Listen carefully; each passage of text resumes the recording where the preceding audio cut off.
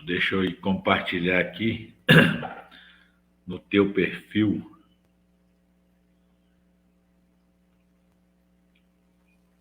Meu celular é de última geração. Eu falo com ele assim, eu preciso compartilhar no perfil de um espírito de luz. Quer ver quem vai escutar? Ó, na linha do tempo de um espírito de luz. Aí ele já vai falar comigo que o espírito de luz de hoje é você. Quer ver? Olha lá, ó. Perfeito, já foi, ó. Mas se ele está me chamando de espírito de luz, não está funcionando direito, não. Olha, ontem eu li a questão 88, eu sei que você é bom de memória, você sabe que os espíritos são luz. Vai dopar com o rubi, mas então a gente é luz, pronto. Nesse caso não tem como evitar. Né? Não tem argumento, não, André? Não, nesse caso não.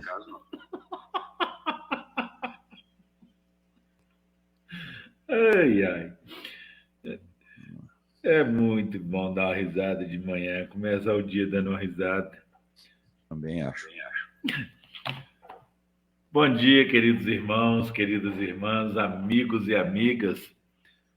A gente começa com esse sorriso, pedindo a Deus que essa alegria chegue a cada um de vocês. E é por isso que, alegres, recebemos aqui o nosso irmão André Sobreiro. Bom dia, seja bem-vindo, André. Bom dia, querido. Bom dia, Walter. Seja muito abençoado aí. Gratidão pelo convite. Deus nos permita aí uma manhã produtiva para todos nós. Que assim seja. Vamos em busca do conhecimento. Vamos ler e um breve estudo de uma questão do Livro dos Espíritos. Questão 17, está lá no capítulo 2 do livro 1. Elementos gerais do universo. Conhecimento do princípio das coisas. Kardec, sempre sábio. Ele é incisivo nas questões, né? Ele pergunta, olha, é dado ao homem conhecer o princípio das coisas? E a resposta segue o mesmo padrão. Os Espíritos nos dizem, não. E ponto. Deus não permite que tudo seja revelado ao homem, vírgula, neste mundo. A cada qual segundo a sua capacidade. Não adianta nós que estamos num mundo de provas e expiações, seres ainda errantes, no princípio do caminhar do desenvolvimento, conhecer tantas coisas que a gente não tem compreensão. Não se ensina para uma criança coisas, digamos, como fazer um bolo, como as coisas de engenharia. Não. No tempo certo, o conhecimento certo tem um valor enorme. Nós, à medida que nós tenhamos merecimento, o conhecimento vai chegando para nós. E nós teremos, então, daremos a este conhecimento a utilidade responsável. André, por favor, traga-nos do teu comentário. É bem isso mesmo, né? Jesus vai dizer que tinha muita coisa para nos dizer, mas ele não podia nos revelar, né? Nos ensinar agora, que é aquele tempo lá.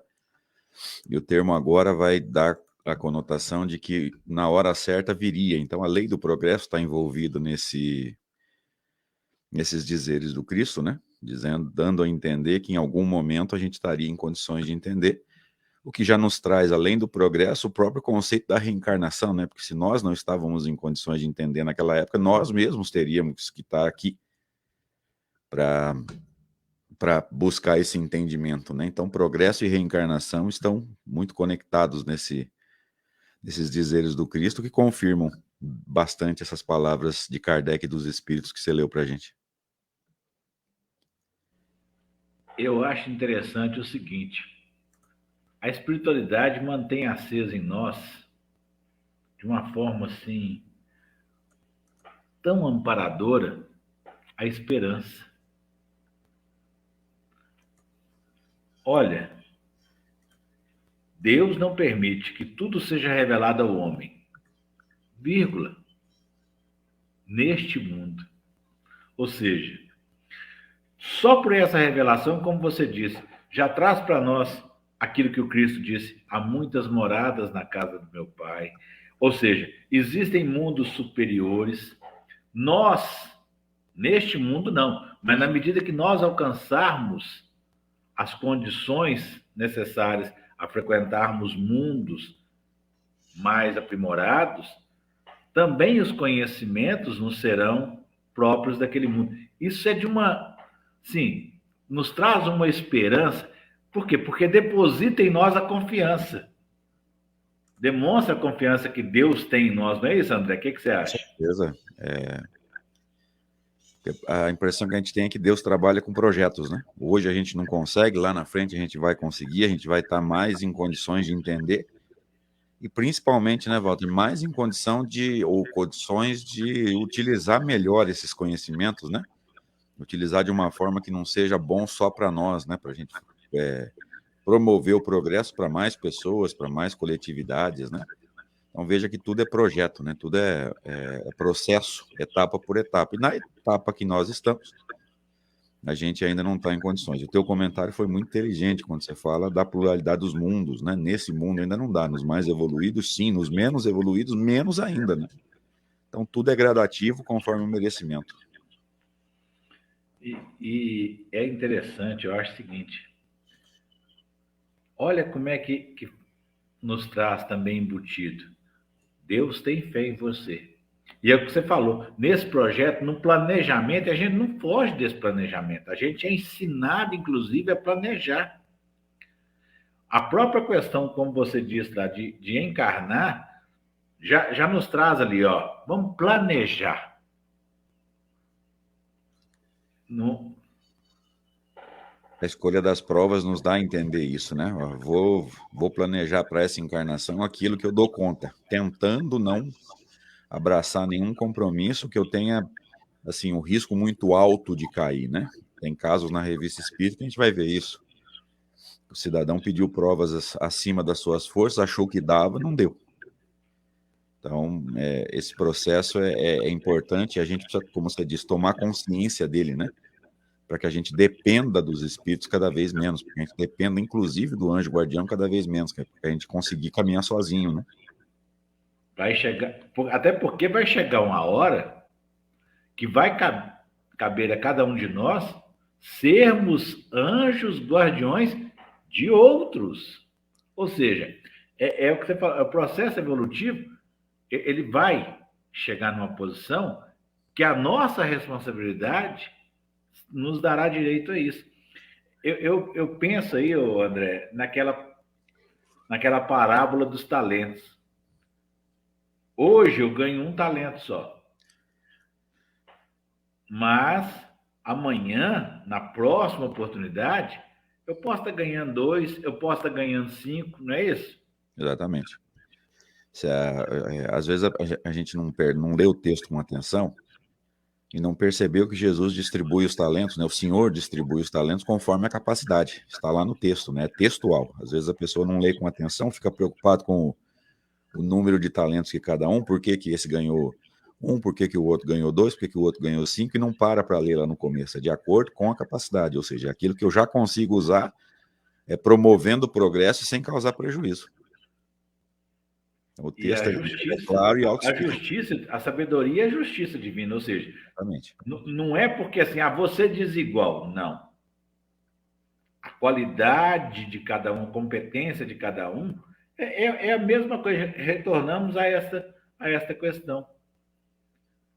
É maravilhoso quando a gente entra assim, como você. Eu sei que você. Gente, o André conduz estudos. Quem tiver a oportunidade de assistir os estudos do André, assim, é coisa de uma didática fantástica, tá?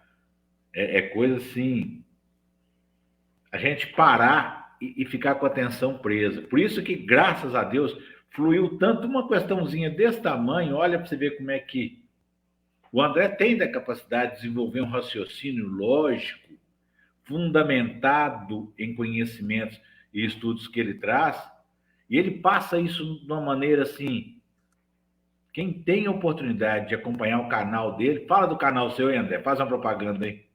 É bem lembrado, né? A gente conseguiu, no final do ano passado, peguei um vírus no computador, perdi meu canal e consegui recuperar, graças a Deus. Então, aqueles que quiserem, né, estiverem interessados em estudar Kardec com um pouquinho mais de profundidade, né, como diz a parábola dos talentos, dentro da minha capacidade, vai lá e se inscreve. O canal é André Sobreiro ou André Espírita, youtube.com/André Espírita. Ali a gente tem desenvolvido o nosso trabalho de estudo e também um pouquinho do nosso trabalho aí tocando bateria. Gente. Você ignora a parte da bateria e fica a parte doutrinária, que é boa. A bateria não é tão boa assim ainda não. Meus irmãos, são 9 horas. Eu os convido a que juntemos de nossos sentimentos, pensamentos e com fé entreguemos a Deus do nosso louvor, da nossa adoração, dos nossos agradecimentos. E que façamos isso na forma linda que Jesus nos ensinou, orando: Pai nosso que estás no céu, santificado seja o vosso nome. Venha a nós o vosso reino. Seja feita a vossa vontade, assim na terra como no céu. O pão nosso de cada dia nos dai hoje. Perdoai as nossas ofensas, assim como nós perdoamos a quem nos tem ofendido. E não nos deixeis que caiamos em tentações, mas livra-nos, Pai, de sermos nós aqueles que atuam no mal, hoje e todo sempre. Que assim seja. Rogamos, Pai, que nos conceda da presença amiga dos nossos mentores e coordenadores deste trabalho, Eurípides Bassanufo, Bezerra de Menezes, Chico Xavier, Allan Kardec, Tio Senhor Moriano, o anjo da guarda de cada um de nós e Jesus, o nosso Mestre. Recebemos com alegria a todos estes irmãos que nos trazem de sua contribuição, de suas dúvidas, de suas necessidades, dores ou sofrimentos, de suas cobranças, e que possamos assim fazer deste Evangelho um banquete de paz, de luz e de aprendizado. Que assim seja. Jesus e muita luz. Meu querido irmão, entrego-te a condução dos trabalhos, rogando que os bons lhe sejam os mentores. Fique à vontade. Walter, só para quanto tempo para de explanação? Eu esqueci de perguntar. 45 minutos. Então tá, beleza. Vamos lá. Então, um bom dia para todos nós. Deus nos abençoe, nos conceda paz, serenidade para uma atividade agradável. A gente gosta de enfatizar essas duas características, né? Que seja agradável, mas que seja proveitosa também, que seja prazerosa, mas que não perca a sua característica de produtividade no sentido de entendermos os verdadeiros objetivos do Espiritismo na nossa vida e caminharmos na direção do progresso, colocando em prática esses objetivos. Peço permissão para vocês para tecermos alguns comentários sobre o Evangelho segundo o Espiritismo, nós que nos apegamos bastante aos textos e às ideias kardecianas, né? Gostamos muito dos textos de Allan Kardec. Eu estou tentando acertar o ponto do chroma key aqui, gente, não estranha não, tá? Para não ficar formigando aqui em cima da cabeça, mas não vai ter jeito não. Nós que nos apegamos às ideias kardecianas, né? A gente pede permissão para comentar o Evangelho segundo o Espiritismo, especificamente no capítulo 8, Bem-aventurados os que têm puro o coração. Primeiro subtítulo, Simplicidade e Pureza de Coração. Ele cita alguns trechos do Novo Testamento que a gente vai fazer uma leitura rápida. Ele vai comentar primeiro as palavras registradas pelo evangelista Mateus no capítulo 5, versículo 8. Você sabe, eu também sei que o capítulo 5, 6 e 7 de Mateus é o chamado Sermão do Monte, Sermão da Montanha. especificamente nas bem-aventuranças, quando Jesus diz: bem-aventurados os que têm puro o coração, porquanto verão a Deus. E o segundo trecho comentado está em Marcos, capítulo 10, versículos 13 a 16, quando o evangelista registra assim: apresentaram-lhe algumas crianças, a fim de que ele as tocasse, e como seus discípulos afastassem com palavras ásperas os que lhas apresentavam, Jesus, vendo isso, zangou-se e disse: deixai que venham a mim as criancinhas e não as impeçais, porquanto o reino do Deus, dos céus, é para os que lhes assemelham. Digo-vos em verdade que aquele que não receber o reino de Deus como uma criança, nele não entrará. E depois de os abraçar, abençoou-as, impondo as mãos. Como eu disse, está em Marcos, capítulo 10, versículos 13 a 16. Primeiro comentário aqui que a gente precisa entender, não pode deixar passar, é quando o evangelista diz que Jesus irou-se, ficou bravo. Gente, a ira, a raiva, ela não é uma característica dos espíritos de segunda ordem. Se não é de segunda ordem, não pode ser da primeira. Tá? Então é óbvio que aí ou há uma metáfora, ou pode ter sido um erro de tradução, mas você não pode imaginar Jesus bravo. Tá? Não pode. Espíritos de primeira ordem são perfeitos, absolutamente conectados com a lei de Deus, o amor já absoluto no sentido da criatura, né? Porque absoluto ao pé da letra é tudo que vem, é tudo que é relativo ao Criador. Mas você não pode imaginar Jesus bravo, Jesus triste.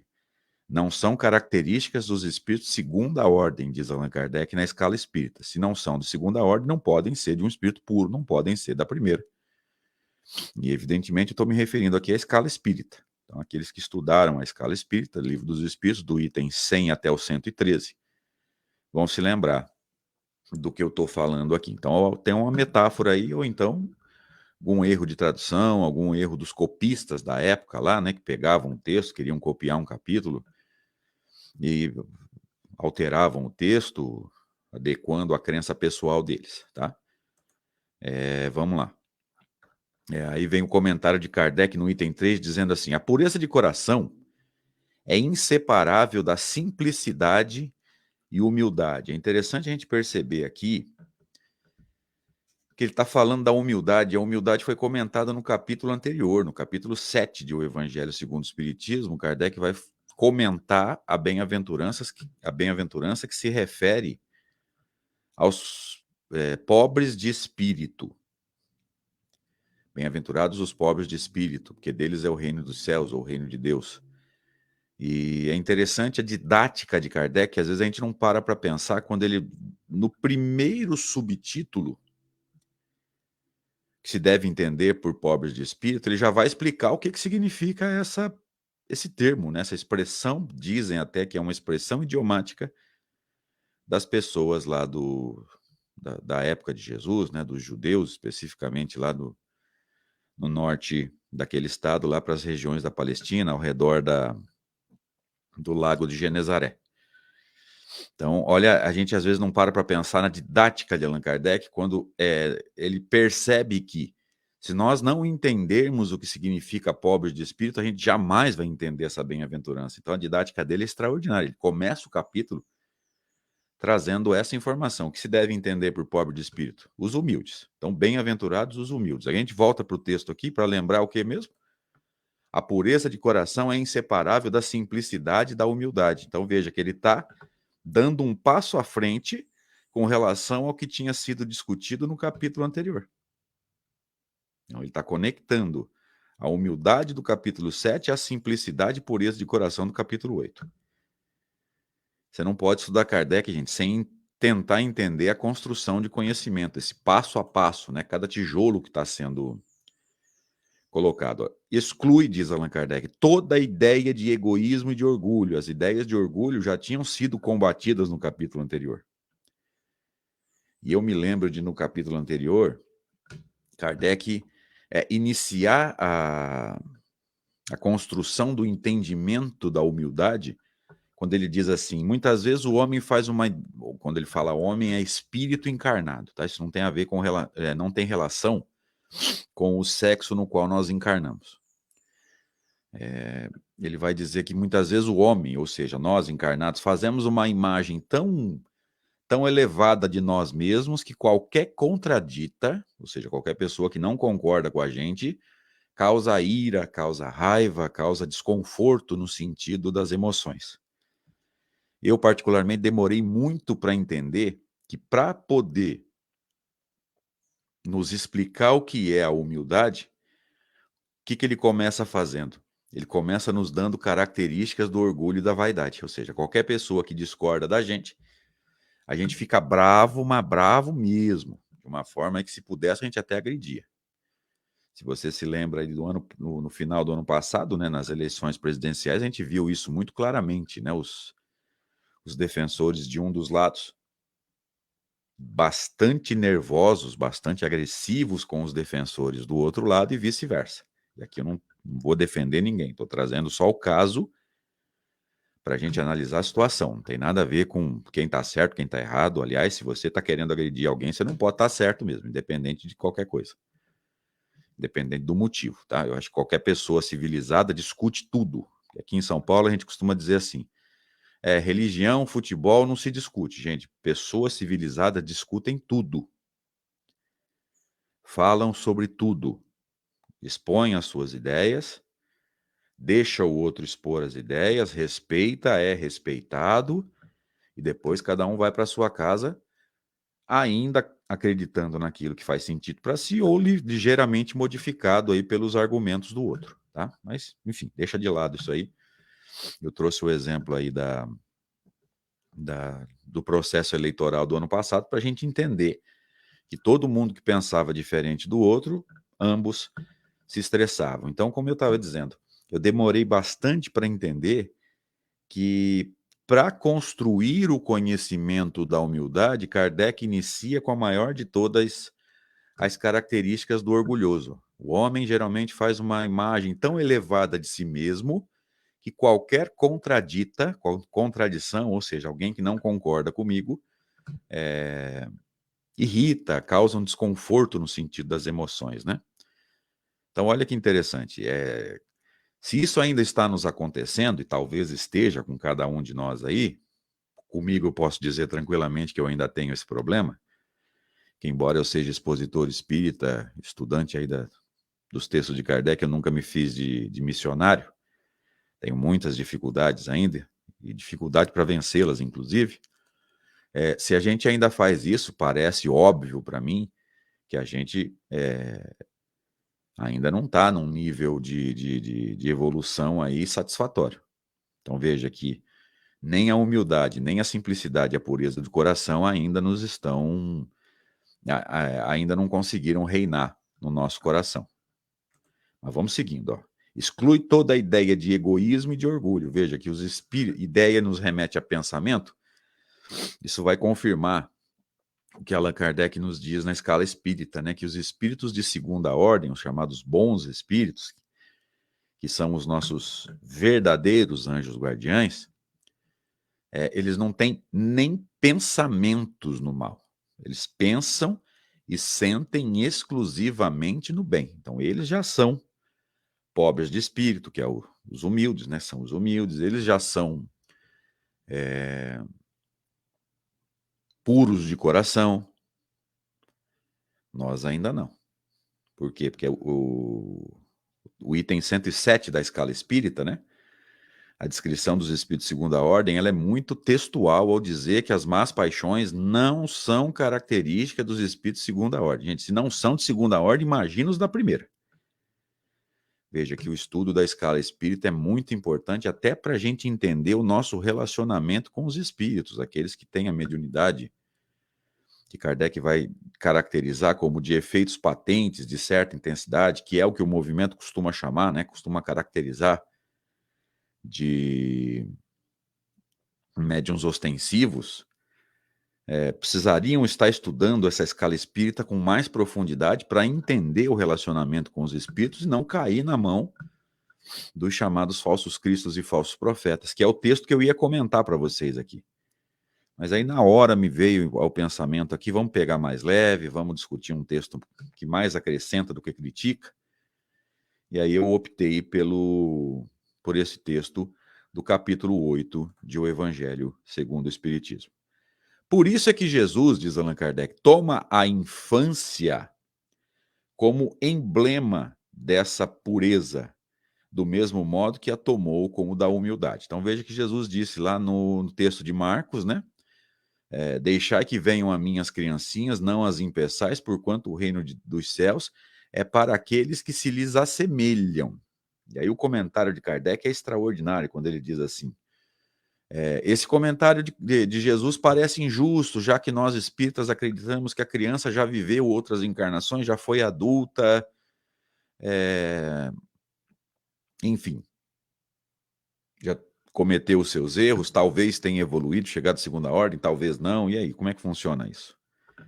Veja que Kardec é muito detalhista, ele é muito cirúrgico, né? Pô, como é que eu vou dizer que o reino de Deus é para as crianças se o espírito ali já é mais velho, já viveu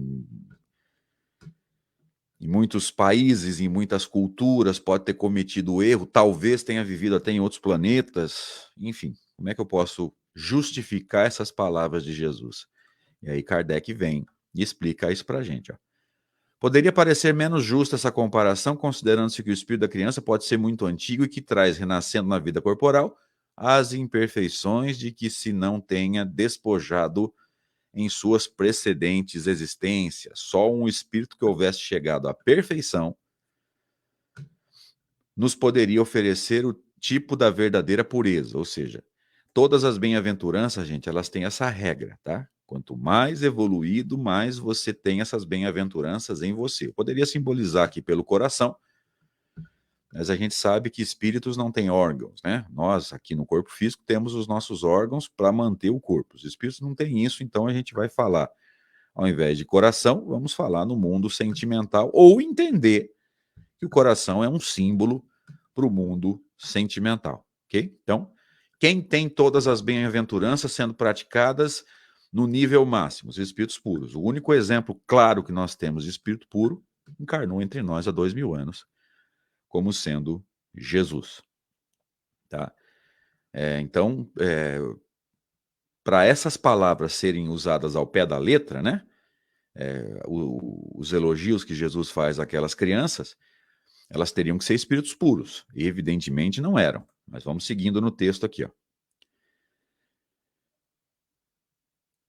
É exata a comparação, porém, do ponto de vista da vida presente, porquanto a criancinha não havendo podido ainda manifestar nenhuma tendência perversa, nos apresenta a imagem da inocência e da candura. Aqui, Allan Kardec vai entrar num raciocínio, gente, extraordinário, que é o tempo que o espírito, ao encarnar, demora para acessar as suas imperfeições. E a importância disso no processo evolutivo. Caso alguém queira estudar isso com mais profundidade, desculpem fazer propaganda no meu canal pessoal. Eu não sou exatamente um fã disso, eu não venho aqui para me promover, mas eu estudei esse tema. Vai lá no meu canal, repito, né? André Espírita, André Sobreiro, e dá uma olhada lá numa playlist, vai lá, clica nas playlists, vai ter lá a infância e a evolução. Quando nós pegamos vários textos para explicar a importância da infância. Aqui, evidentemente, a gente vai pegar do ponto de vista mais superficial, porque o tempo não nos permite uma análise profunda, mas se você quiser mais profundidade, vai lá no meu canal, que a gente comentou esses textos com bastante profundidade, aí acho que foram 8 encontros para estudar alguns textos nesse sentido que a gente conseguiu juntar. Esse do Evangelho segundo o Espiritismo é um deles. Então a gente vai ser superficial, porque o tempo não nos permite, mas a gente vai fazer o melhor que a gente puder. Vamos entender isso.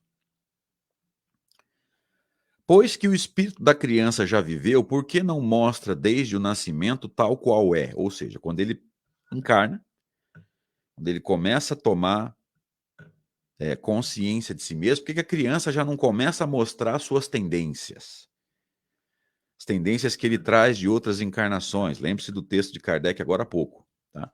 as imperfeições das quais ele ainda não se despojou. Olha o que Allan Kardec diz. Tudo é sábio na obra de Deus.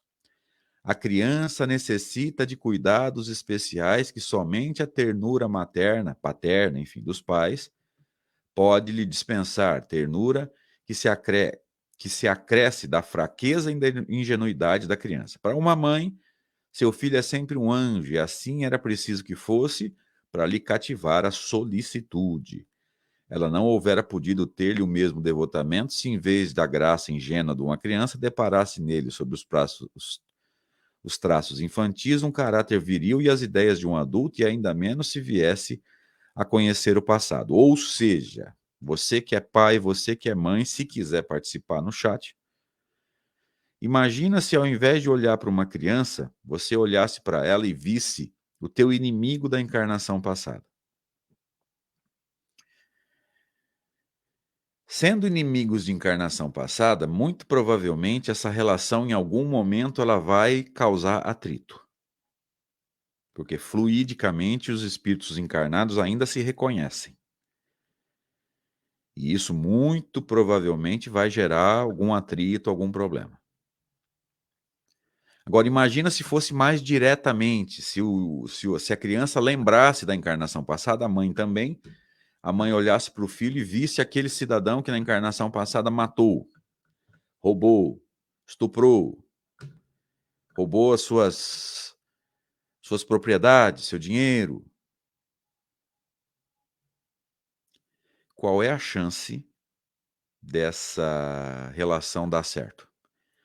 Então veja que o esquecimento do passado, que tinha sido discutido para trás no Evangelho segundo o Espiritismo, no capítulo 5, num dos subtítulos do capítulo 5, ela vai ser reforçada aqui e vai ser colocada na prática.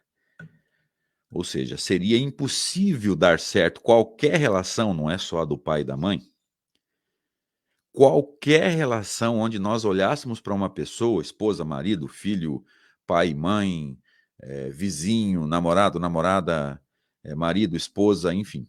Ficaria impossível uma relação dar certo se você olhar para essa pessoa e falar, nossa senhora, esse aqui foi o que me matou na encarnação passada. Esquecendo o passado, tanto um como o outro, nesses exemplos que nós citamos, pai, mãe, filho com os pais, marido, esposa, namorado, namorada, vizinho, colega de trabalho, enfim. Se esquecendo o passado, vai haver esse atrito por causa dos fluidos, né? Que acabam se reconhecendo. Já é difícil a relação. Imagina se ao invés desse atrito puramente fluídico, né? Já que o passado foi esquecido, veja, esquecido, mas não foi perdido, porque o espírito armazena em si todas as suas encarnações. Durante a encarnação a gente esquece, mas não perde. Então, se ao invés da gente só ter esse problema fluídico, né, essa sensação desagradável, se a gente tivesse consciência de que aquele ser com quem eu estou atritando em casa, no trabalho, na casa espírita, no jogo de futebol, na encarnação passada a gente já teve problemas, imagina se isso daria certo. Então veja a sabedoria de Deus até nisso, e a doutrina espírita, ou pelo menos a obra de Allan Kardec, vem nos ajudar a entender a sabedoria de Deus, dentro das nossas possibilidades, mas vem nos ajudar a entender a obra e a sabedoria de Deus. Se a mãe e o pai olhassem para uma criança e identificassem ali o inimigo do passado, a chance de dar certo essa relação zeraria. E não esqueçam de um detalhe, a criança ainda não consegue se defender. Então seria aí catastrófico. Mas ele vai trazer mais detalhes agora. Ó. Aliás, se faz necessário que a atividade do princípio inteligente seja proporcional à fraqueza do corpo, ou seja, nos primeiros anos de vida, pela fraqueza e pela simplicidade dos órgãos do corpo, na chamada infância, o espírito entra num processo de perturbação. Por quê? Porque ele está ligado ao corpo. Perdeu não. Abriu mão momentaneamente das suas memórias de outras encarnações. Agora a gente precisa entender o que significa essa tal de perturbação. Isso aqui é uma lei do pensamento de Allan Kardec. Toda vez que você encontrar a palavra perturbação na obra de Allan Kardec, entenda, pelo menos a fase mais aguda, né, mais intensa da perturbação, significa perda da consciência de si mesmo. Me dá um retorno aí no chat, gente. Tá clara a ideia? Eu tô achando a galera meio quieta aí, dá a impressão que vocês não estão ouvindo, não estão participando. Dá um retorno aí para mim. A ideia tá clara? Perda da consciência de si mesmo, ou seja, o espírito quando mergulha na carne da imperfeição dos órgãos, lembra? Feto, zigoto, feto, depois bebê. Nesses primeiros anos, como os órgãos são ali bastante imperfeitos, o que o espírito, de que forma ele se comporta? Perturbação, perda da consciência de si mesmo, ou seja, ele vai recuperando a consciência de si mesmo conforme ele vai crescendo. Olha a importância disso, Lavínia, obrigado pelo seu retorno. Olha a importância disso no processo educacional, que foi o que nós discutimos lá na playlist do meu canal. Atentem para as palavras de Kardec agora. Aliás, faz-se necessário que a atividade do princípio inteligente seja proporcionada ou proporcional à fraqueza do corpo, que não poderia resistir a uma atividade muito grande do espírito, como se verifica com os indivíduos grandemente precoces, ou seja, aqueles que são mais precoces, os gênios, por exemplo, que em tenra idade já mostram uma inteligência muito acima da média, mas eles sofrem com isso, viu, gente? Não pensa que é agradável para ele, porque não é. Tá? Mas vamos seguindo aqui. Essa a razão porque, ao aproximar-se da encarnação, o espírito entra em perturbação, ou seja, ele, conforme o corpinho vai se desenvolvendo, né, o feto, zigoto, feto, dentro do útero da mãe, Lucilene Silva, obrigado pelo seu retorno também. Conforme esse corpo vai se desenvolvendo ali dentro do útero da mãe, o espírito vai perdendo a consciência de si mesmo, ele vai esquecendo o seu passado, não só o que ele fez, atentem para esse detalhe. Ele vai esquecendo as imperfeições que ele traz, porque ele vai, durante alguns anos, se comportar como um bebê. Olha só. Vamos entender esse mecanismo aqui, para a gente poder entender a importância dele na educação e no progresso da alma, do espírito imortal. Essa é a razão porque, ao aproximar-se-lhe a encarnação, o espírito entra em perturbação e perde, pouco a pouco, a consciência de si mesmo, ficando por um certo tempo numa espécie de sono, durante a qual todas as suas faculdades permanecem em estado latente. Olha só, as imperfeições permanecem em estado latente. O que significa estado latente? Ela está lá, mas ele não consegue acessar. Se você quiser usar aí um termo comum que a gente usa no dia a dia, em stand-by. Ou seja, a televisão está em stand-by, ela está lá, a tomada está ligada, né? O fio está ligado na tomada, mas ela está esperando para funcionar. Eu acho que essa metáfora dá bem a entender o que Kardec está nos dizendo aqui. Ele não perdeu o seu passado, ele não abriu mão das suas encarnações, ele apenas não tem acesso a elas pela imperfeição dos órgãos. Cida Loureiro, obrigado pelo seu retorno também. Mas qual a importância disso? Qual a importância desse processo onde o espírito, porque ainda está encarnado num corpinho pequenininho, a única coisa que ele sabe fazer é chorar, mamar, fazer cocô, fazer xixi. Com o tempo ele vai se soltando aos pouquinhos, ele vai ficando mais espertinho. Qual a importância desse processo? Você já vai entender. É necessário esse estado de transição, esse estado lá do corpinho pequenininho, do espírito perdendo a consciência de si mesmo. Prestem atenção agora, por favor. para que o espírito tenha um novo ponto de partida e para que esqueça em sua nova existência tudo aquilo que a possa entravar. O que significa isso, gente? Nessa fase em que a alma ou que o espírito está nesse estado de perturbação, ele não lembra o seu passado, e não é só os fatos do passado, mas também as imperfeições que traz em si, que o pai e a mãe têm que entrar firme no processo educacional. O que significa entrar firme no processo educacional? Eu vou trazer exemplos dentro das minhas crenças. Talvez você não concorde, mas isso é direito seu. Não é não. Não tem argumentação. Não vou deixar e acabou. Porque a criança de hoje é extremamente inteligente. Se a gente deixar, eles nos convencem e acabam fazendo tudo o que querem. Então, não é não. Não é que vai faltar amor.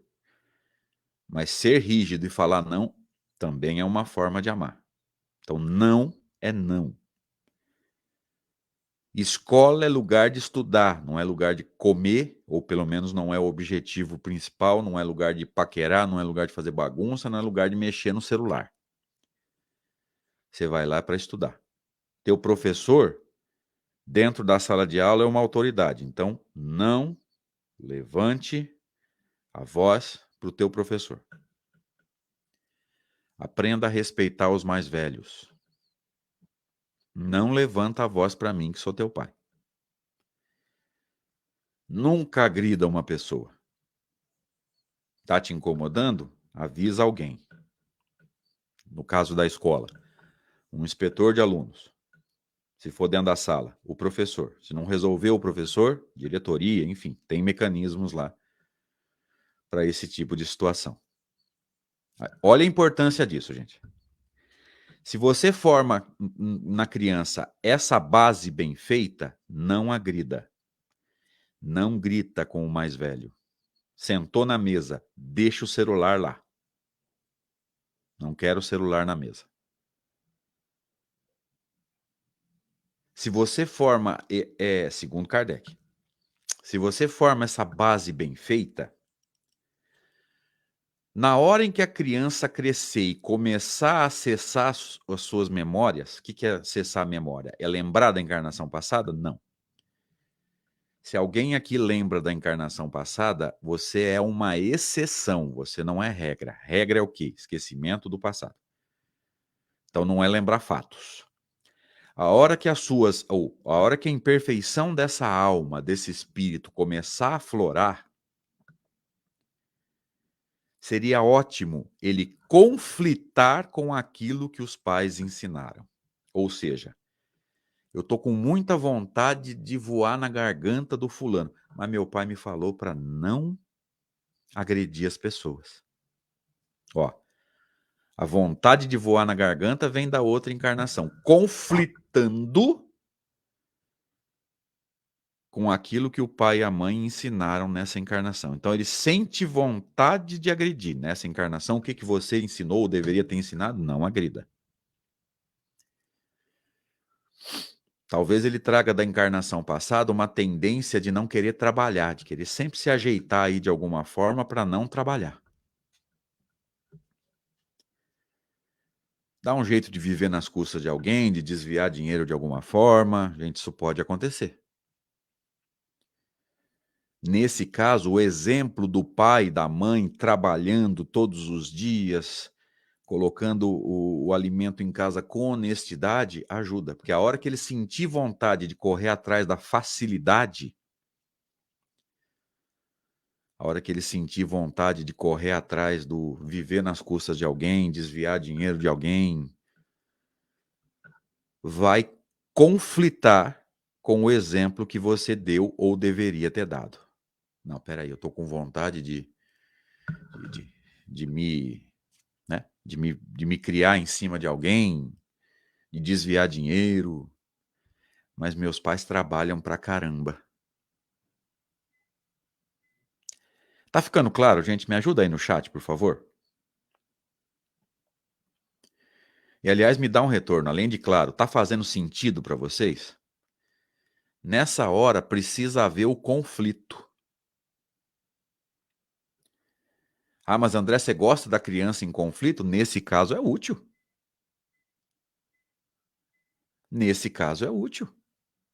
Porque senão, o que vai acontecer? Ele vai continuar cometendo os mesmos erros que cometeu na encarnação passada. Está ficando claro para vocês a importância da educação? Está ficando claro para todo mundo aqui a importância dos pais nesse processo? Agora começa a pensar no que tem acontecido. Eu sei que tem gente de muitas cidades, muitos estados aqui. Pelo menos aqui em São Paulo tem acontecido bastante. Pai e mãe absolutamente despreparados, que se casam, mas querem continuar tendo vida de solteiro, chegando em casa na hora que quer, bebendo, ouvindo músicas bem complicadas, né, com letras aí, com termos inadequados. Que tipo de criança nós estamos formando nessa situação? E a coisa tende a piorar, porque uma geração não forma bem a segunda não forma bem a terceira, e depois sabe o que a gente faz? A gente fica colocando, no caso nós espíritas, né? Ficamos colocando data para o mundo de regeneração chegar, ou seja, a gente não faz o nosso trabalho, a gente não educa o filho não educa o neto não educa o bisneto, e aí o mundo de regeneração vai chegar em 2057, isso não tem fundamento. Ou então a gente acha, gente, nós trouxemos todas essas ideias místicas de fora para o movimento espírita. Mundo de regeneração chegando com data marcada, como se não fosse uma construção de esforço, de trabalho. Ou então alguém que vai encarnar para resolver tudo. Gente, se fosse para alguém encarnar e resolver tudo, Jesus tinha encarnado há 2000 anos. Aliás, Jesus teria resolvido há 2000 anos atrás. E ele não atacou o livre-arbítrio de ninguém. Portanto, ele não resolveu nada, ele ensinou caminho, mas o livre-arbítrio me dá o direito de caminhar ou não. Então, seguir o exemplo de Jesus ou apenas cultuá-lo, que é o que a maioria de nós e dos religiosos de uma forma geral fazem, né? Citamos o nome de Jesus, citamos o nome de Deus, mas acha dinheiro na rua, a gente nem procura o dono, a gente já bota no bolso.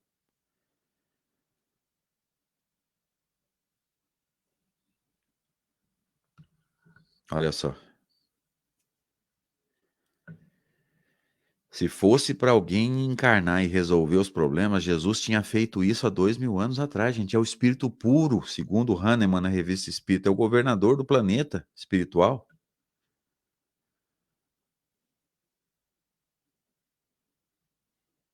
E ele não resolveu nada. Ele ensinou o caminho, porque o futuro dele já está resolvido, ele já se despojou de todas as imperfeições, ele é um espírito puro. Ah, mas André, Jesus veio aqui para salvar a gente. Para a doutrina espírita, salvar é o sentido de mostrar o caminho da salvação. Ele não salvou ninguém. Porque a salvação é um conceito individual. Gente, os religiosos querem morrer quando eu falo isso. Porque se Jesus veio aqui para salvar alguém, eu não estou salvo ainda, estou cometendo os mesmos erros. Então comigo ele falhou, e eu não admito isso. Eu prefiro pensar, pautado em Kardec, que ele é o modelo. Ou seja, ele me mostrou um caminho, eu não estou salvo porque eu não segui o exemplo dele. Então a culpa não é dele, a culpa é minha.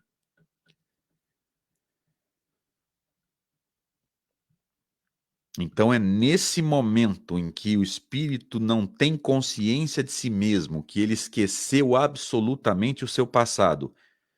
Repito o conceito, não é esquecer fatos, aonde viveu, qual que era o nome, o que ele fez. É esquecer as tendências ruins, as chamadas imperfeições,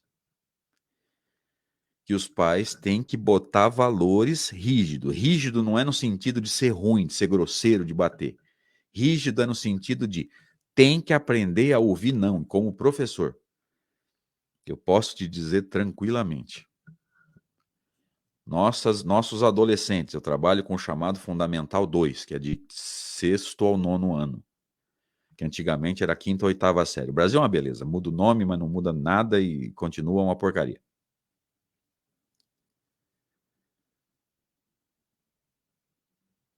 Posso te dizer tranquilamente, os nossos jovens, pelo menos a realidade que eu vivo ali, claro,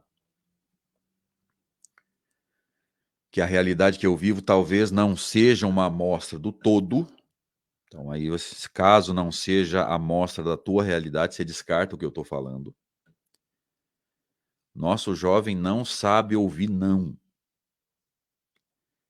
E aí, quando ele ouve o primeiro não na escola, ele quer agredir o professor, ele quer agredir o diretor.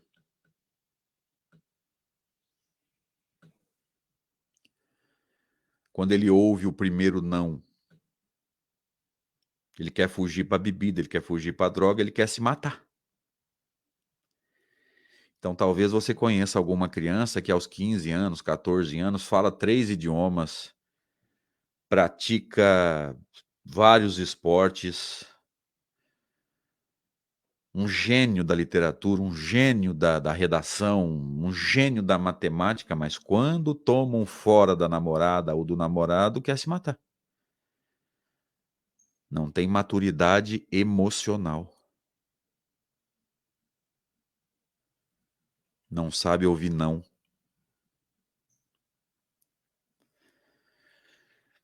Então, meus queridos, para ir fechando as ideias, se nós quisermos um progresso do planeta, a gente tem que cuidar daqueles que são nossas responsabilidades. Eu não sou pai nessa encarnação, não sei se você, o futuro dirá. Também não estou preocupado com isso. Mas se você é pai ou mãe, cuide daquele que Deus colocou sob a tua responsabilidade. Eduque. Instruir é com a escola. Eduque. Ensine ele a viver em sociedade, para eles não se tornarem esses adolescentes alienados que não sabem conversar e ficam de fone de ouvido o tempo todo. Aproveita essa fase que Kardec descreve, né? Ali, pequenininho, recém-nascido, até ali 2, 3, 4 anos. Bota valores. Ó, senta aqui e come. Agora não é hora de brincar. Já falei não vou repetir. Desliga esse videogame e vai estudar. Desliga essa televisão e vai dormir que amanhã é dia de escola. Porque quando a imperfeição aflorar, ele vai conflitar.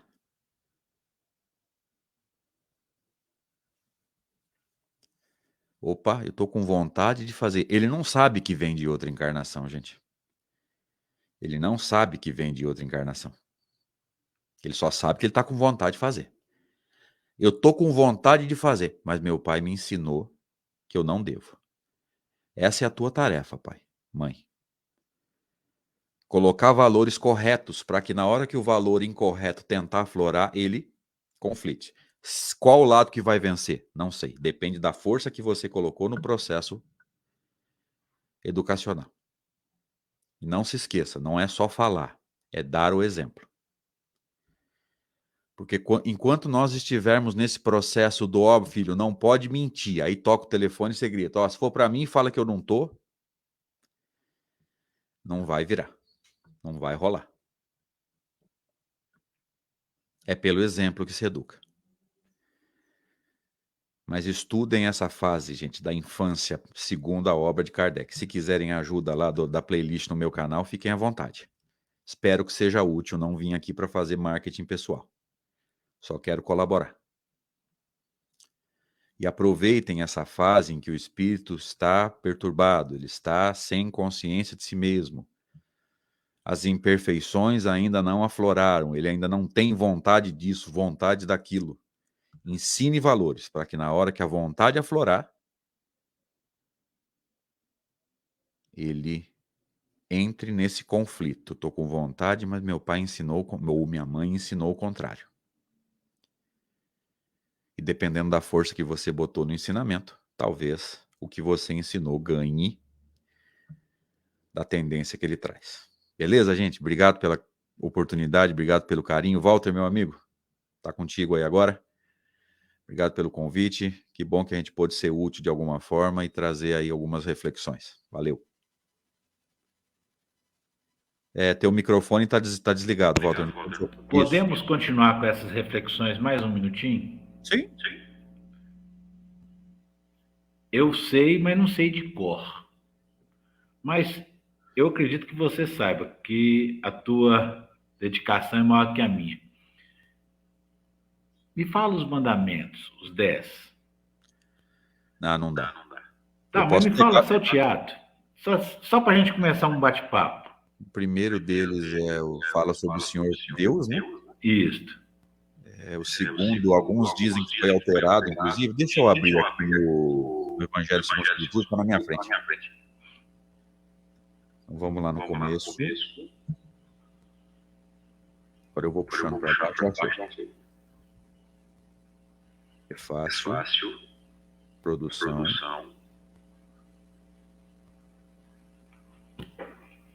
Segundinho, gente. Aqui. Salta o primeiro. Todo mundo sabe primeiro. Eu sou o Senhor teu Deus, que vos tirei do Egito, da casa de servidão. Não tereis diante de mim outros deuses estrangeiros. Não fareis imagens esculpidas. Vai para o segundo já. Vamos deixar o primeiro. Não pronunciareis o nome do Senhor teu Deus em vão. Você viu a palavrinha? Qual a primeira palavra? Não. Vai no terceiro. Lembrai-vos de santificar o dia de sábado. Porque você vai ver que assim, não matarás, não furtarás, não cometerás adultério, não tomarás seu santo nome em vão. Gente, se a gente pegar os mandamentos e balançar assim, colocar lá na matemática, naqueles conjuntos e na interseção, se não me engano, salvo engano, 8 ou 9 começam com não. Não. O 2 começa com não, o 5, o 6, o 7, o 8, o 9 e o 10. No mínimo 7. Então, assim, não. Por que é tão restritivo? Porque, infelizmente, é da nossa necessidade. Volta lá na questão que nós começamos o encontro hoje. Eu formei em administração de empresas, fui empresário. Hoje em dia sou aposentado e meu trabalho, graças a Deus, é aqui. Eu não tenho outro trabalho. Enquanto eu frequentei a cadeira lá da faculdade, um dia um professor falou que para nós sermos bons administradores, não falou empresário, não, bons administradores, ou seja, isso cabe em qualquer lugar. Nós deveríamos desenvolver em nós duas percepções: aprender a falar não e aprender a escutar o não. Aquele que aprende a dizer o não, ele vai mais longe. E tem a forma de dizer, do mesmo jeito que o André discorreu para nós aí. E tem a forma de escutar o não. O não é assim, não é o fim. Isso não pode, por conta disto.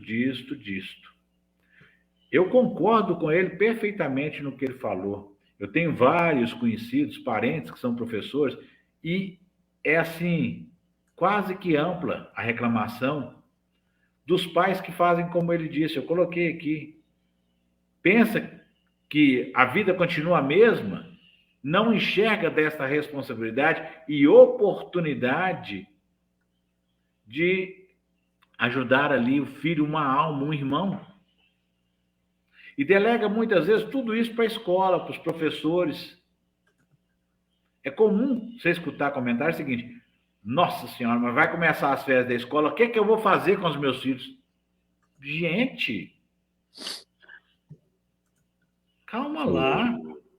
Ô, Walter, eu vou complementar o que você está fazendo, porque eu estou saindo agora, como eu te falei, de um processo muito complicado na vida pessoal e precisei de alguns meses de psicoterapia.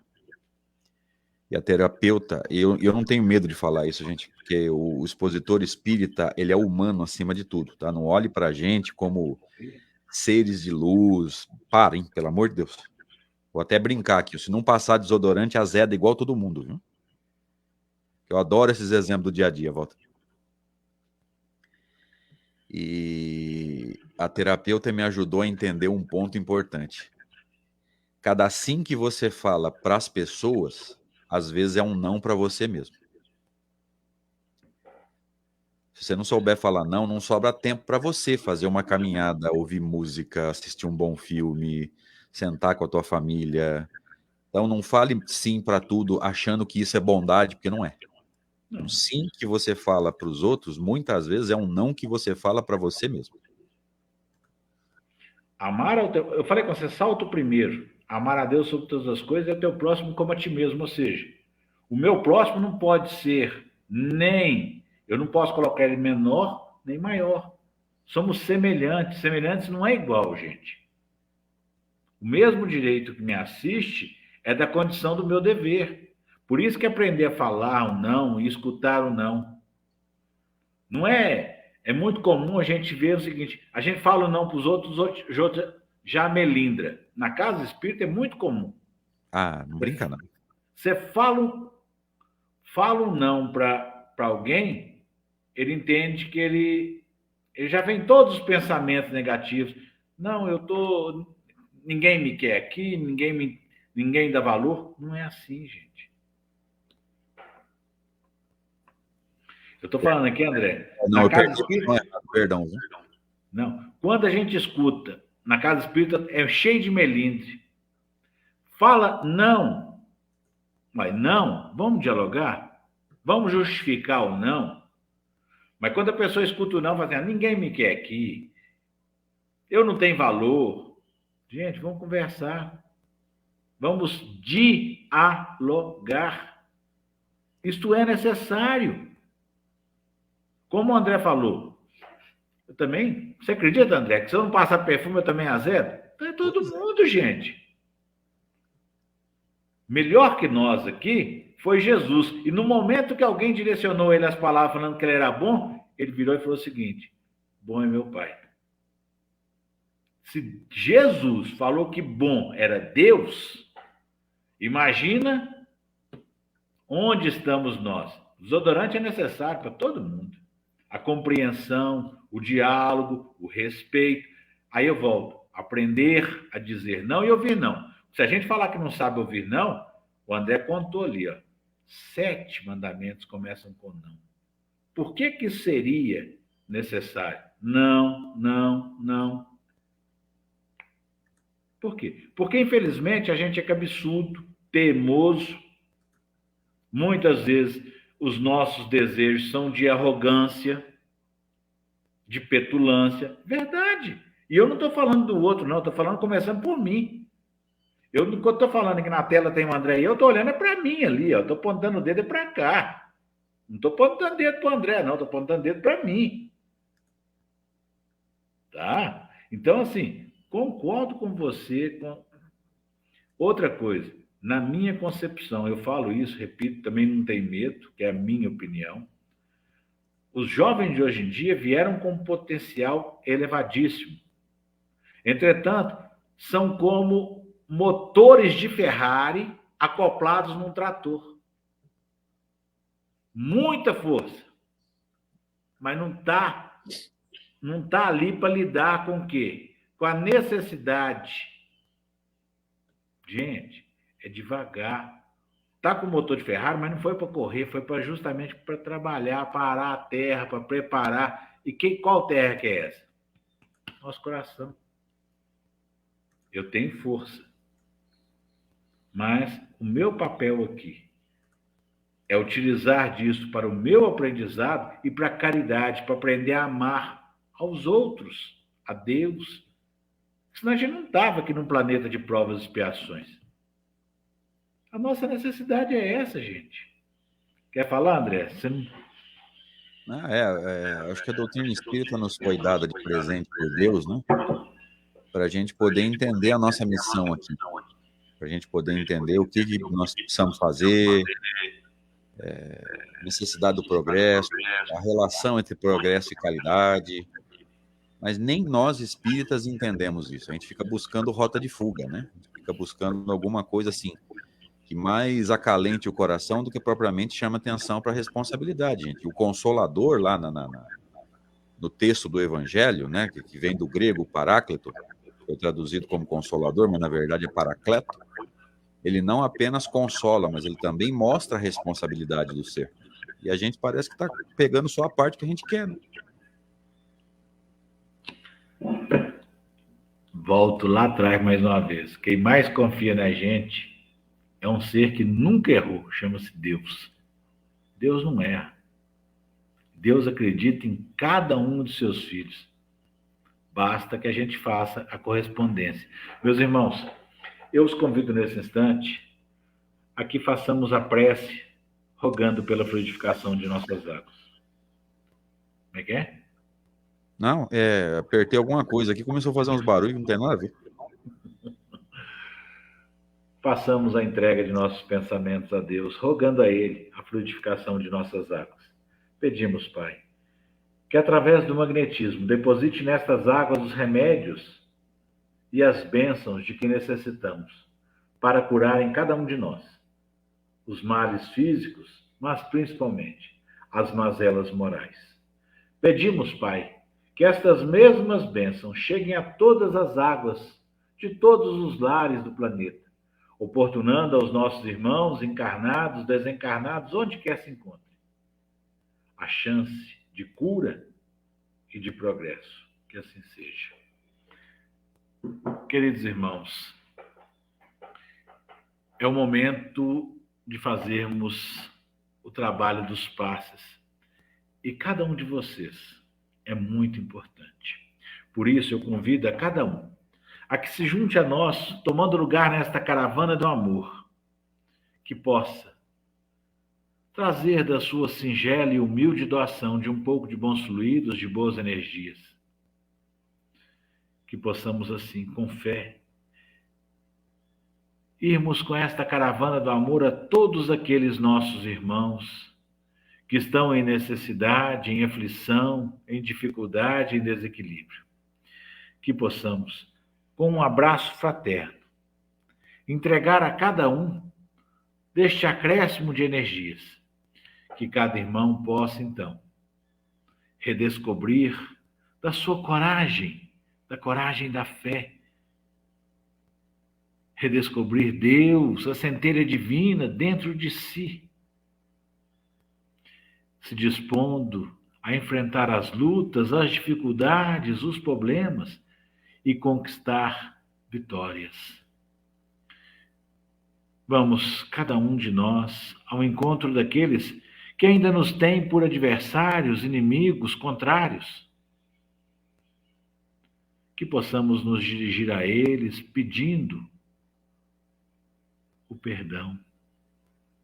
Que possamos também nos dirigir àqueles que atentaram contra nós e conceder-lhes o perdão. Que possamos convidar a cada um destes irmãos a seguirmos juntos no amor que o Cristo Jesus nos exemplou. Vamos ao encontro daqueles irmãos cujos pensamentos estão dedicados às ideias de atentarem contra as suas próprias vidas ou contra a vida do seu semelhante. Aqueles que deram sintonia aos processos de obsessão, às crises de ansiedade, de depressão. Aqueles que se deixaram levar pelas más companhias, pelos maus caminhos, pelas más ideias. Aqueles que deixaram seus corações serem tomados pelos maus pensamentos, pelos sentimentos inferiores. Aqueles que tropeçaram, caíram, sucumbiram durante o trajeto da caminhada. Aqueles que estão diante dos prazeres equivocados do vício e da má paixão. Vamos ao encontro daqueles, Pai, que se dedicam aos trabalhos fraternos, ao bom combate, lutando contra os preconceitos, as tiranias, as opressões, as guerras, buscando o estabelecimento e manutenção da paz. Vamos ao encontro daqueles irmãos que partiram antes de nós em retorno à paz espiritual e que ainda não encontraram a paz. Que o nosso abraço possa ser acompanhado do convite a que esses irmãos nos sigam até os hospitais e escolas do mundo superior, para que recebam lá o tratamento e obtenham os esclarecimentos libertadores.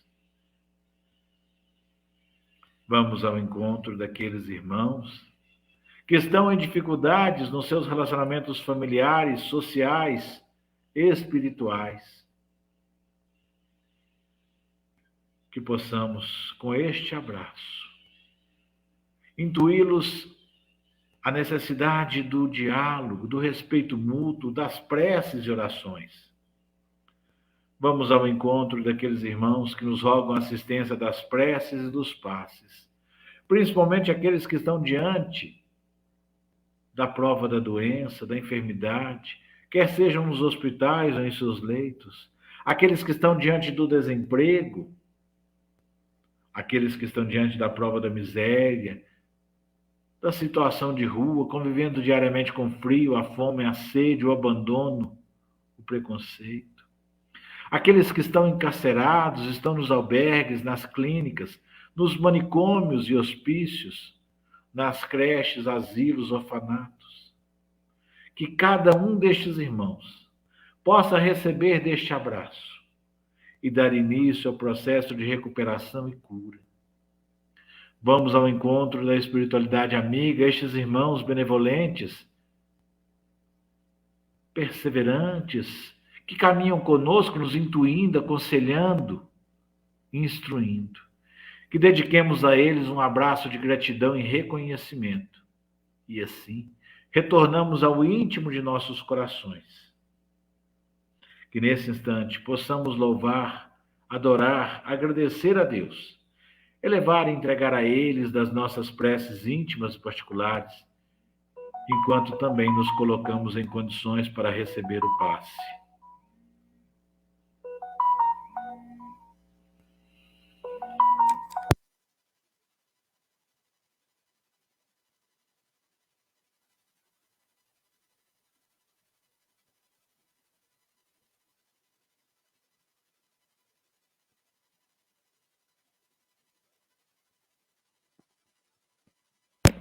Meus irmãos, vamos agradecer a Deus pela oportunidade de estarmos aqui diante deste trabalho.